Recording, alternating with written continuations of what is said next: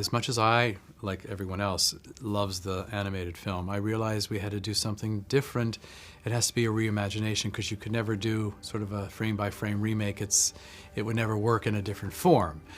And, you know, what I did was I went directly to the Hans Christian Andersen tale, the original from the 1830s, and saw this incredibly modern story about a young girl who feels displaced, wants something different, and embarks on this journey of self-discovery. But also, this is a lovely message for today, timely, you know, about not being afraid of people that are different than you. The animated Little Mermaid was my very first film score.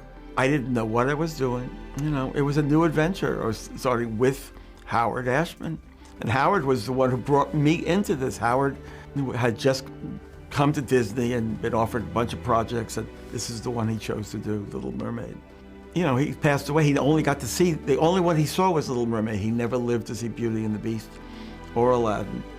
And so I began new collaborations and more collaborations, and I really had to take on a greater role in just being the protector of the work we had done. I really love how they were kind of taking a new approach to it, kind of making it look like real live sea animals. I thought it was really cool, and then obviously I got to see the actual film not too long ago, and I have to say, in like sequences like Under the Sea, I thought it just worked so well. It was like how in the world have they done it? Yeah. Even if I was there or we were there, it was like, how did they do that? Like all of the work. I mean, you see the end credit scroll of just 1,000 names that worked so hard on it.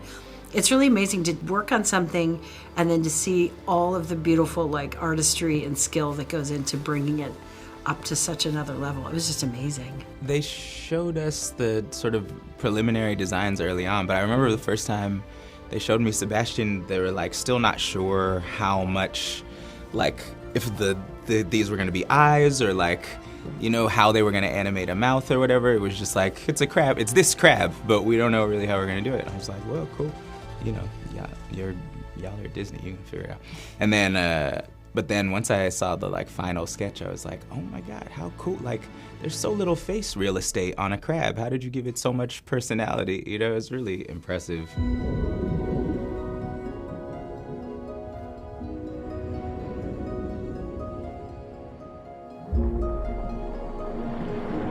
All of the underwater work had to be done on a blue screen stage because we were singing and speaking and playing scenes and all that kind of thing. So we actually almost created like a mini movie called pre-visualization.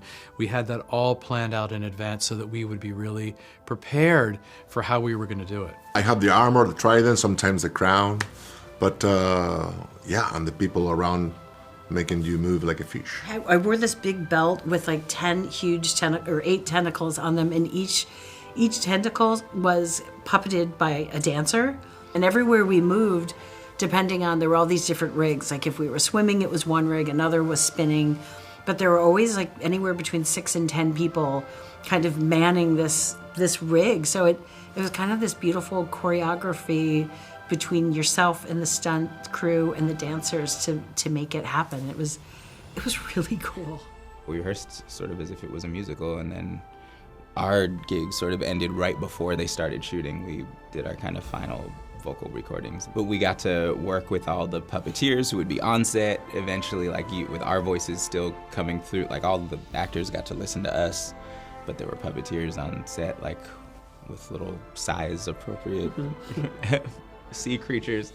This is a really insane way to make something, but like so glad that Rob insisted on that kind of like company atmosphere, you know, because realistically, like a lot of folks only got a day to shoot with each other or whatever, but it really, when you watch the film, you see all the relationships feel super real, and I think that's because we had that time. Unfortunate souls in pain, in need. This one longing to be thinner, that one wants to get the girl, and do I help him? Yes, indeed.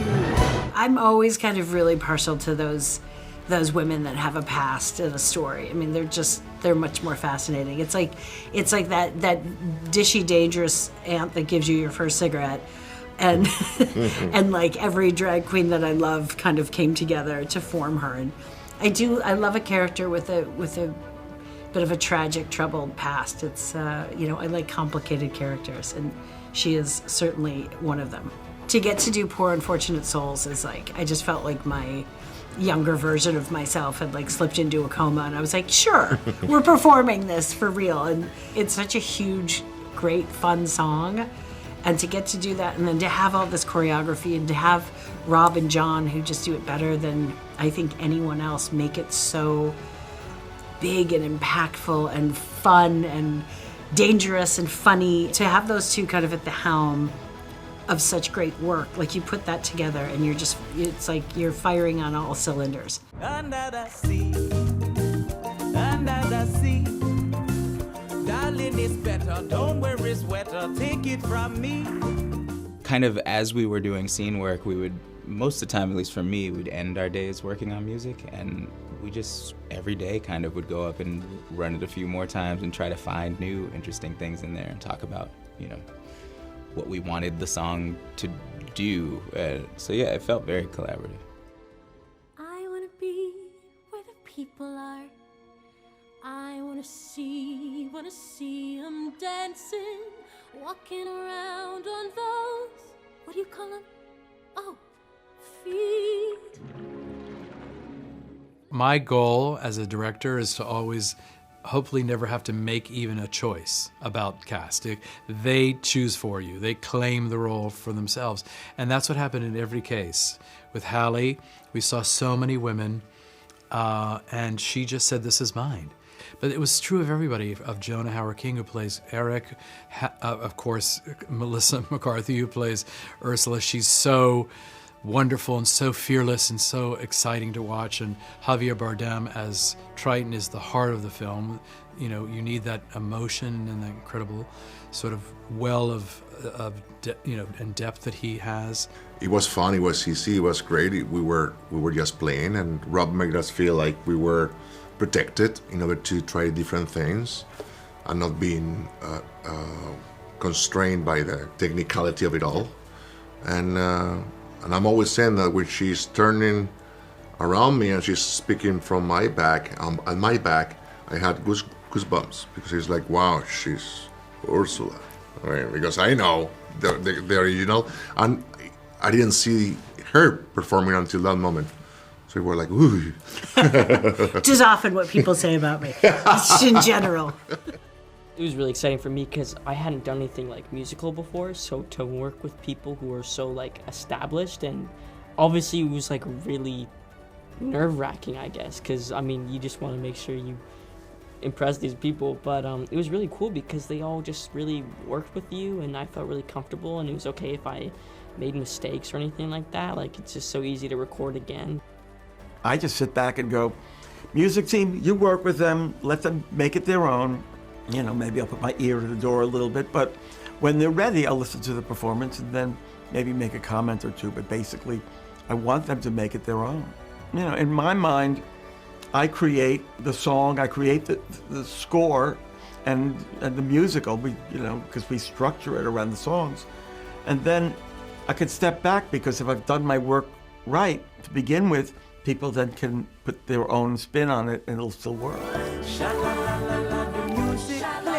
What the music say, you gotta kiss the girl. Hopefully it's uplifting and emotional, but also joyous, and an experience where you can just disappear into this world for a few hours.